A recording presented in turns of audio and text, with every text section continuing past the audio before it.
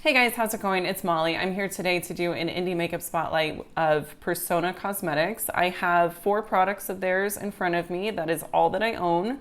They have lots of other options available, but this is what caught my eye and what I ended up going with.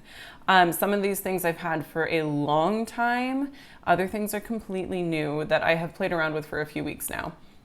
So if you were curious about how I got this look, that's on my eyes right now, then you should watch the video because I'll be talking about it and there's a demo. So yeah, stay tuned. So the products that I have in front of me are the Identity 1 palette and Identity 2 palette, both of which are eyeshadow palettes. Identity 1 is I almost dropped it, is a neutral palette. It is gorgeous. You've got cool tones, you've got warm tones, you've got neutrals. It literally, you can do any, I shouldn't say you can do any eye look, but you can do a whole lot of eye looks. This is super versatile. I really want to get a backup of these and put it in my kit because it's perfect for bridal. I have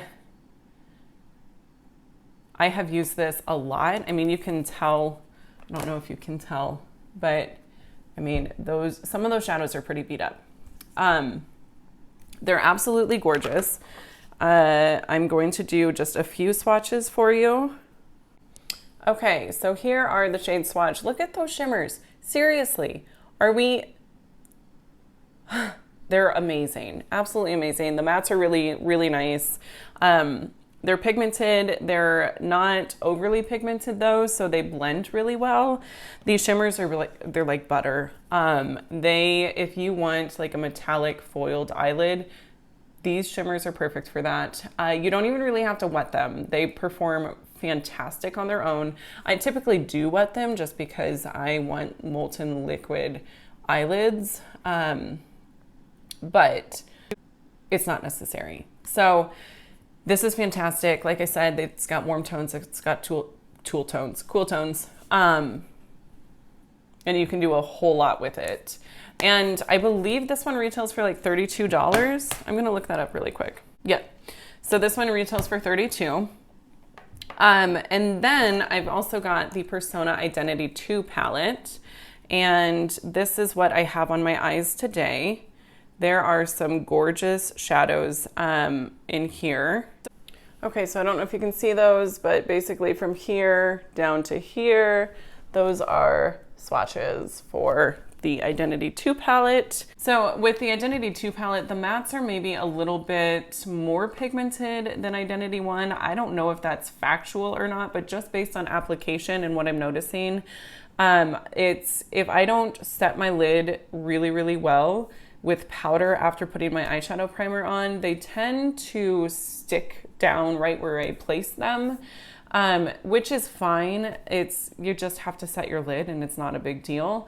And even then, like using a light hand and building the pigment up is what I would recommend doing. And I think that you could get some really beautiful looks with both of them together.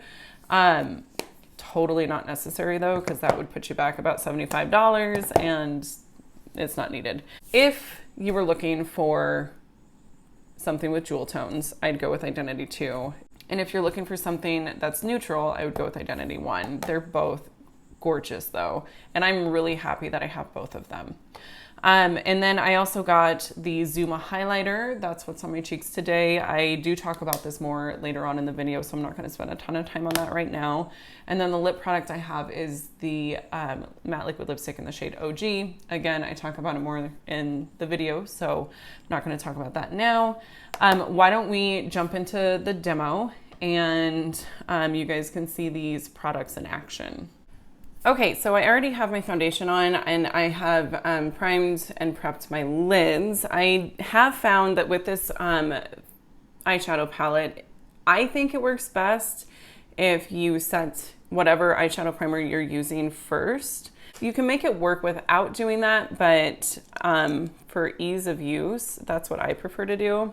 So for today's look, I'm gonna be taking the shade here in my crease. I'm using a Moda Pro crease brush for that. And I like this brush for this specific step because it helps me to keep the color lower than some of the other brushes that I have. Some of the bigger brushes just kind of get color really high, and that's not what I'm wanting for this look. So I'm gonna spend quite a bit of time here blending this out because I want a nice diffused look. And I'm gonna dip into this like cream shade here. It's the shade Kind.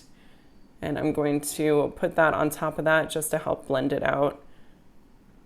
I have not done my concealer yet because I can clean up my outer V a little bit if I don't do the concealer right off.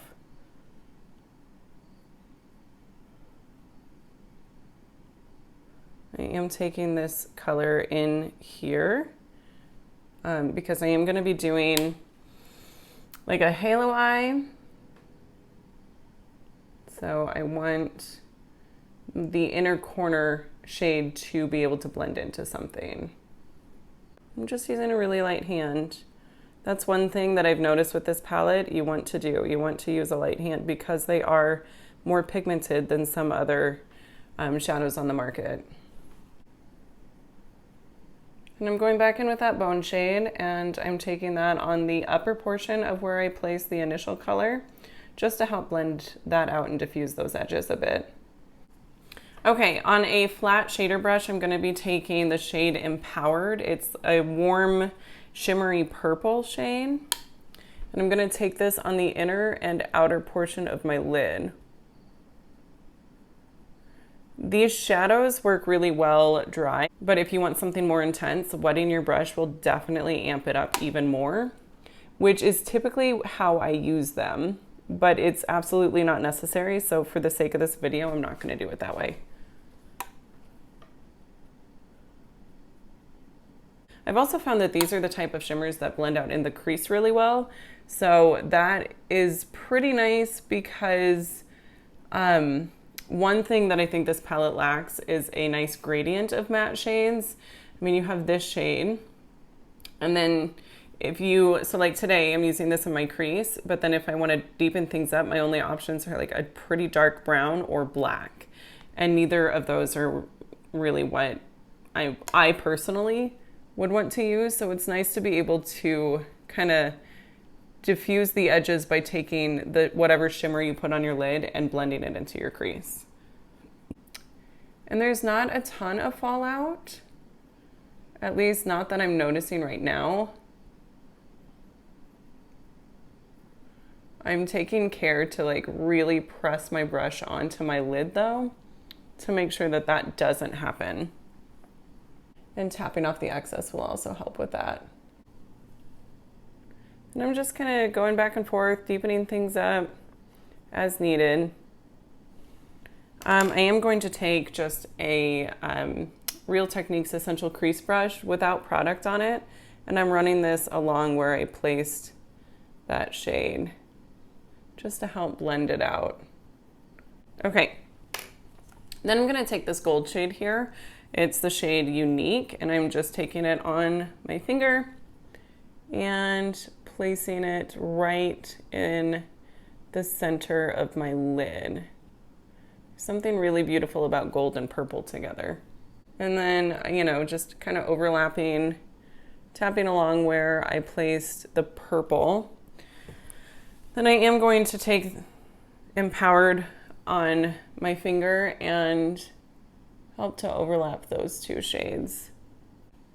I'm gonna go back into Passionate, that first shade that we used. I'm taking it on that Real Techniques brush, and I'm just going to take this into my crease just to try and deepen it up a little bit, because these colors can be built up on top of each other, which is really nice. Because that way, I mean, they're easy to diffuse, they're easy to build up, so really one shade can kind of do double duty that way. Okay, I'm gonna dip into Brave a little bit,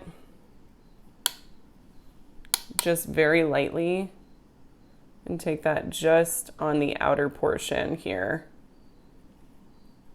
of my outer V. I am finding that they're not as easy to blend as some of the other shadows that I have used in my life.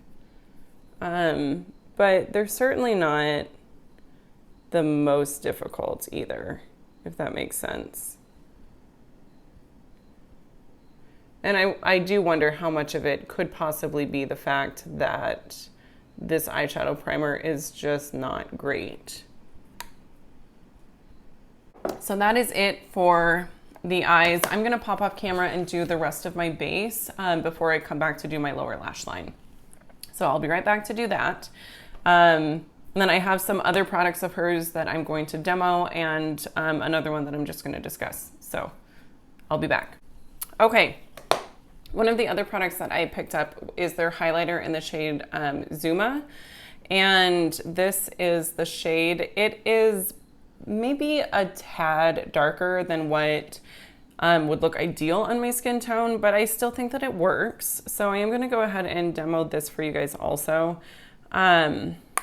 Ooh, I might have just gotten way too much. I went a little ham there.